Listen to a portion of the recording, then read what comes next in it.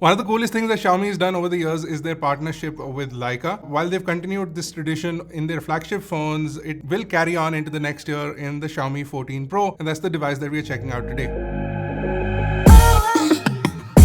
Now the Xiaomi 14 Pro is going to be next year's flagship, but just as we saw with the 13 Pro, not only does this device look premium, but it also has some interesting features that are worth mentioning as we check out this device in our first impressions video. So let's quickly get started. Now price-wise, this phone is going to be globally available for around 650 euros. That puts it at around 60,000 rupees. And we expect it to launch in that price range in India as well. Although there is a non-Pro variant, which should be more popular in our markets, but the Pro phone definitely has some advantages that I really want to go over. If we talk about build quality, there are going to be two materials, an aluminum version and a titanium version. We're checking out the titanium version and it has its pros and cons. It is supposed to be tougher in terms of build quality, but it's also lighter at 223 grams versus the aluminum version, which is upwards of 230 grams. This phone also has IP68 water and dust resistance, and the front as well as the back has a proprietary new glass that Xiaomi calls Longjing glass, which is basically a version of ceramic glass and also similar to what we see on the newer generation iPhones. Xiaomi has designed this phone to look more squarish, and it feels great in the hand despite having a little bit of a sharper frame on the back side. The front has the display sort of curving into the bezel on all four sides versus the two sides that you typically see, making it a lot more comfortable to hold in the hand.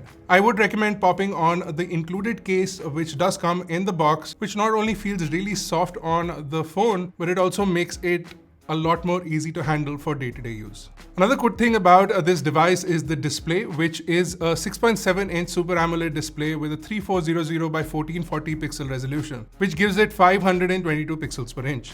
And also a peak brightness of 3000 nits, which is impressive. So this display is great indoors as well as outdoors. This is an LTPO display as well, allowing you to range from 0 Hz basically up to 120 Hz. And so whether you're consuming content at 24p or even if you're on basically an always on display where it'll use about 1 Hz of refresh, this will allow you to save battery over extended periods of time and also allow you to consume content in the way that it was designed. Now, one of the primary reasons anyone is going to be picking up this phone is the cameras, and there's a lot to talk about. The front has a punch hole camera. It's a 32 megapixel camera that does do 4K video. It's got good color reproduction and good video capability with 4K 60 FPS, and also has image stabilization, which works well in videos.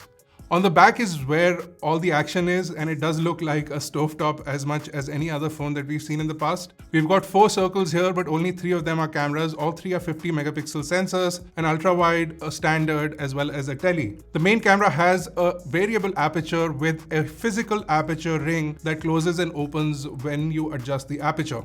Now, we've seen something similar on Samsung phones with only 2 stops of aperture, but this one has a considerably variable aperture, and this allows for better control over lighting. These cameras also have Leica glass that gives it a distinct color appearance when you click pictures, and Leica has also added some pre-processing as well as post-processing filters that you can use to give it effects that certain Leica lenses do. This is basically the most refined version of a Leica camera on a phone that we've seen, and it works really well. Not only is the performance quick and responsive from the camera, you'd have a lot of control over the camera, and it gives you some really impressive results. Colors are excellent from this camera, as well as light capture, even in low light conditions, is great. It also manages to get good amounts of contrast in the images, and video quality while capturing video at 4K 60p looks super smooth and is also extremely stable thanks to the image stabilization that is built in.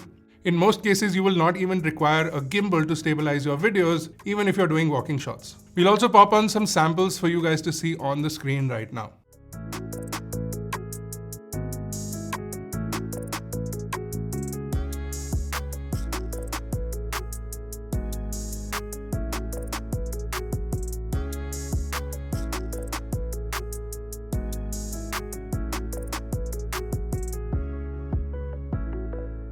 Now, if you're trying to push the envelope, you also get 8K video at 30 frames per second, which is also clean and smoother than what we've seen 8K to be on previous generation devices. And you also get a super slow-mo at 960 frames per second for short bursts, along with 120 and 240 frames per second for longer durations. Now, enabling all of this camera performance is of course the chip, which is a Snapdragon 8 Gen 3 chip. It's a 4nm system process, which enables a lot of functionality for the camera, but it also enables a lot more connectivity with improved 5G performance. And you also have Wi-Fi 6E and Wi-Fi 7 for the first time around, along with the ability to connect over Bluetooth 5.4. And the USB port is a USB 3.2 Gen 2, allowing for 10 gigabit per second downloads and uploads. So basically you get data transfer. So if you're capturing all of that video and photos on this device, you'll be able to dump it onto your PC or laptop fairly quickly. This port also allows for super fast charging, giving you 120 watts of charging capability, and a 120 watt charger is included in the box. You also have a 4880 milliamp hour battery. You also have 50 watts of wireless charging using Xiaomi's proprietary 50 watt wireless charger, and you also have reverse wireless charging if that's something that you like to do. In terms of performance, you also do get 12 GB of RAM and 16 GB of RAM options, along with 256 GB all the way up to 1 TB of storage. And you can extend this RAM by up to 8 GB on the low variants and up to 16 GB on the higher variants, which is also enabled by this newer chip, which improves the performance of the extended RAM, making it a faster exchange between the storage and the RAM. Now, performance also extends to day-to-day tasks, and also benchmark scores reflect this performance. But more importantly, if you're doing things like gaming, you will see that not only do you get reduced latency, but improved overall performance with basically no lag on this device. The display is great, but also is the touchscreen and the overall performance from the device, and it doesn't basically break a sweat even if you're pushing it to its boundaries. It basically doesn't even break a sweat or heat up in whatever little we used it over the past couple of days, and we are really happy with the performance that we're getting from not only the processor but also the battery life that we are getting from the device. Now, this phone also has dual SIM card slots, or you can use an eSIM along with a physical SIM, so you can have dual 5G networks enabled on this at the same time. And the microphones also sound great on this, so whether you're using them during video recording or whether you're using them during phone calls, the audio capture is pretty good. Here is a sample of what the microphone sounds like on a phone call. This is what the microphones sound like. There are 4 microphones recording the audio and also doing some sort of noise cancellation. So this is a sample of what the microphone sounds like when you're making a call on the new Xiaomi 14 Pro.